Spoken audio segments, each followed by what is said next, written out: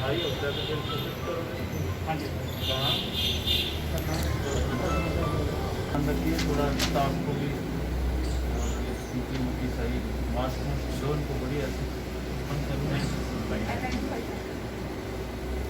तो आपने बेड कितने रखे यहाँ? अभी 12 पे चलाया है सर।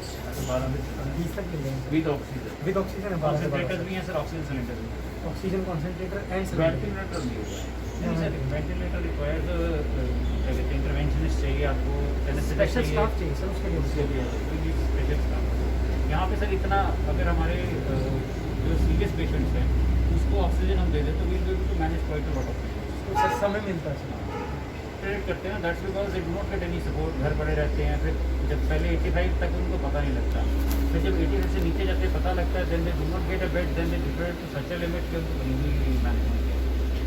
तो अगर इनिशियली हम जैसे हमारी सर होम आइसोलेशन की टीम वर्क करती है तो वो आइडेंटिफाई कर रही है कि किसको, because they watching there SpO2, तो जिसकी SpO2 95 से नीचे है उसको हम यही प्लान में है कि वो उनके साथ कोऑर्डिनेशन में सेंटी पेशेंट जनरल OPD को कैसे करोगे? सर CHC नई बिल्डिंग में ये सिर्फ ओनली फॉर कोविड। इसको हमने उसको सर अभी असल में फोर्स की बिल्डिंग है उसमें HADC का काम रह गया ड्यू टू कोविड। हमने सर रिक्वेस्ट करके एडमिनिस्ट्रेशन से उसको सर ग्राउंड लेवल पर तो ग्राउंड यस सर तो वैक्सीनेशन हमारे यहाँ चल रहा है। और वैक्सीनेशन कल तक जितनी डोज आई थी हमारे पास we were allotted 2000 doses 2 days back, तो 2000 डोजेस 18 to 45 वाली हमने 2 दिन में लगा वैक्सीन पूरे इंद्री ब्लॉक में सर वैक्सीन।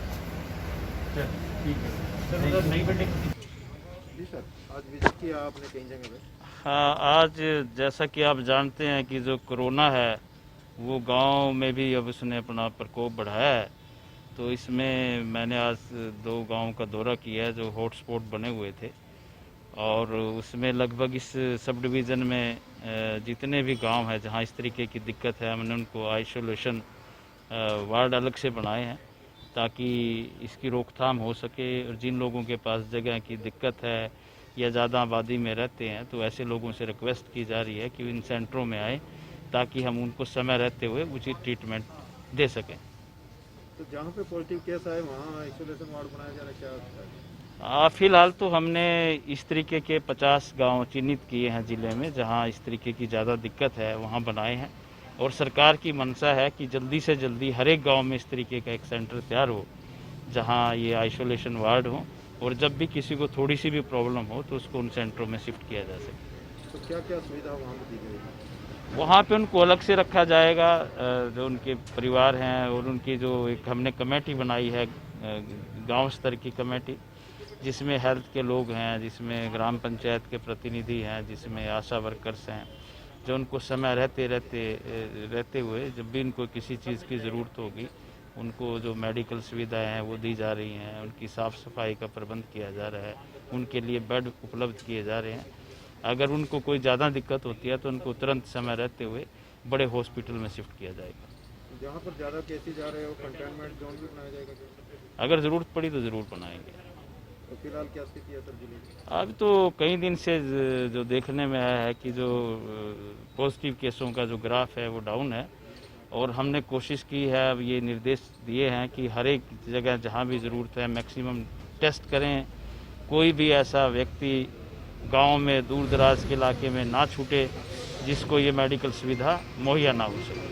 तो सर देहात में जो है ग्रामीण इलाके में ज़्यादा पॉजिटिव केस पाए जा रहे हैं, इसका क्या रीज़न है? इसके कई रीज़न हैं कि जैसे लोगों ने जो ज़्यादा इसको सीरियस लिया नहीं, मेन रीज़न तो यही है कि इसको अगर समय रहते हुए इसमें ज़्यादा सीरियसली इसको लेते तो इस तरीके के केसेस में ज़रूर कमी होती।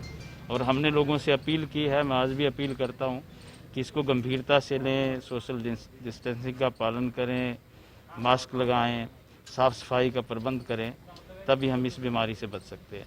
कुछ गाँवों में सर सैंपलिंग हुई और कुछ गाँव अभी रह रहे हैं, उन गाँवों से भी लगातार जो है बुखार के पेशेंट हैं उन गाँवों के अंदर आवाज जो लोग कह रहे हैं कि यहाँ पे भी सैंपलिंग की जाए, उसको लेकर क्या? हाँ, हमने जल्दी आज बहुत सारी टीमों का गठन किया है और हम कोशिश कर रहे हैं कि हर एक गांव तक पहुंचे और हर एक व्यक्ति को जिसको भी इसकी ज़रूरत है उससे सैंपल लिया जाए। सर जैसे यहाँ पर बड़ा गाँव है, काफ़ी केसेस आ रहे हैं, जी जी सैंपलिंग चल रही है जी। और उसके बाद स्वास्थ्य विभाग द्वारा अभी तक किसी प्रकार का कोई सैनिटाइजेशन या कुछ ऐसा नहीं किया गया वहाँ पर।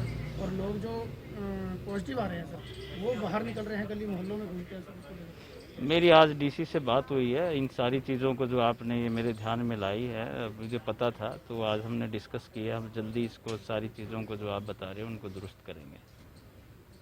थैंक आज दौरे पर हैं लगातार आइसोलेशन सेंटर्स को लेकर, कोविड सेंटर्स को लेकर, और 10 से ज़्यादा से ज़्यादा खबर को लाइक शेयर करें। आप देख रहे हैं उनके साथ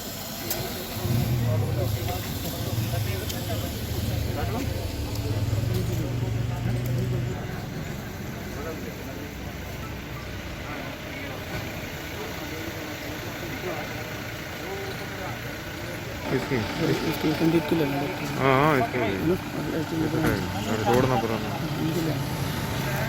जैसे कि आपने सबने भी उनके साथ इंटरेक्ट किया है, जो हमारे डिविजनल कमिश्नर हैं वो आज आए हुए थे, और उनका स्पेशल दौरा, एक तो हमारे जो गांव के अंदर हमने आइसोलेशन सेंटर्स क्रिएट किए हैं कि ऐसी जगह पे जहां पर हमारे पास कोई ऐसा कोरोना से ग्रस्त व्यक्ति है जिसके पास गांव के अंदर केवल एक कमरा है और उस परिवार में 3-4 उसके और सदस्य रहते हैं, तो सबको इन्फेक्शन ना हो जाए, उस वजह से हमने गांव में भी अब 8-8, 10-10 बेड क्रिएट कर दिए ताकि उनको आइसोलेट कर दिया जाए।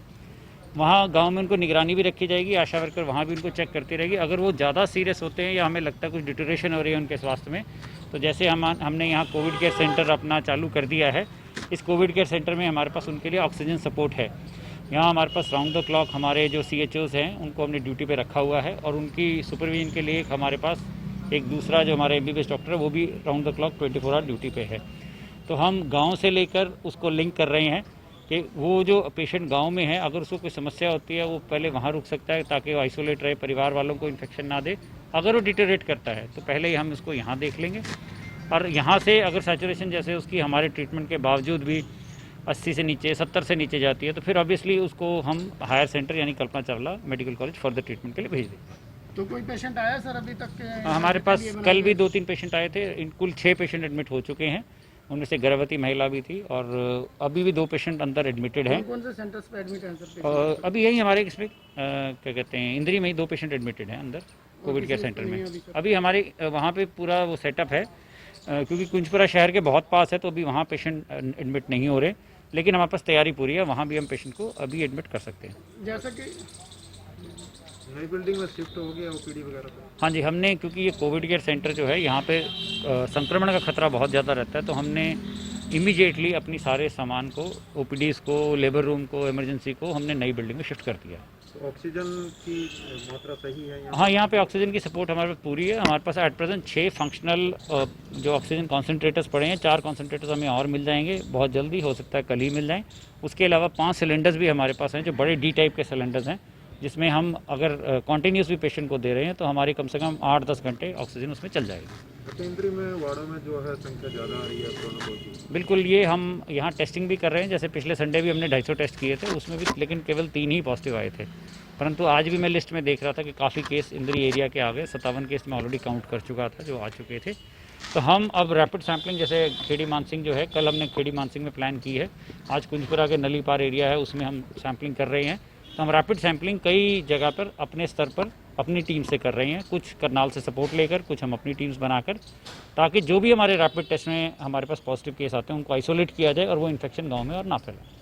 सर वैक्सीनेशन चालू है, लेकिन अभी वैक्सीन जितनी आ रही है उसको हम इमीडिएटली कंज्यूम कर रहे हैं। मेरे पास 2 दिन पहले 2000 डोज आई थी, 2000 डोज हमने 2 दिन के अंदर लगा दी, और ये भी हमारे पास केवल अपना पहले दिन हमने सभी PHCs पे लगाई थी और अगले दिन हमने CHCs पर एक PHC पे लगाई थी वैक्सीन। कल भी, आज शाम को मुझे मैसेज मिला कि आज भी आएंगे तो सेशन क्रिएट होंगे। वैक्सीन इतनी नहीं है कि मतलब जैसे हम अपनी फुल स्ट्रेंथ पे अगर काम करें तो हमारे 30 से 35 सेंटर काम कर सकते हैं।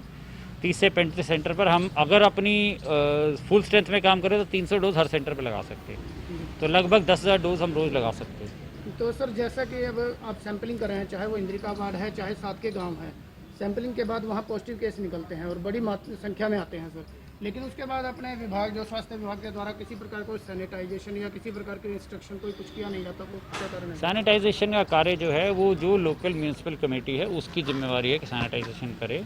और दूसरी बात ये है कि जिस चीज़ से हम सैनिटाइज बहुत ज़्यादा करने की कोशिश करते हैं, क्योंकि गर्मी के अंदर वायरस वैसे भी नहीं टिकता, खुली स्पेस में नहीं टिकेगा। अंदर टिकेगा। हमारे अंदर यहाँ बीच बीच में सैनिटेशन करते हैं। सबसे ज़्यादा ज़रूरी है कि इस समय वायरस हवा में है, अंदर स्पेसेस में है, तो हम अंदर बाहर कहीं मास्क के बिना ना घूमें, ठीक है। लोगों से सोशल डिस्टेंसिंग मेंटेन रखें। और हमारे जो पॉजिटिव केस है, जो आपको भी पता है कि बहुत सारे पॉजिटिव केस या उनके साथ में कॉन्टैक्ट वाले बाज़ार में घूमते रहते हैं, उनको हम अपनी तरफ से आशा के माध्यम से, हमारे डॉक्टर्स के माध्यम से उनको फ़ोन करवा के रोकने की कोशिश करते हैं। अब भविष्य में हमने ये भी डिसाइड किया है कि अब अगर वो बाहर घूमते मिल गए तो उनके खिलाफ जो हमारे ड्यूटी मजिस्ट्रेट है वो केस दर्ज करवा देंगे, ताकि वो स्ट्रिक्टली घर पर रहें। 10 दिन का आइसोलेशन पीरियड है, ना वो निकले बाहर, ना उनके परिवार वाले निकले बाहर। Thank you sir.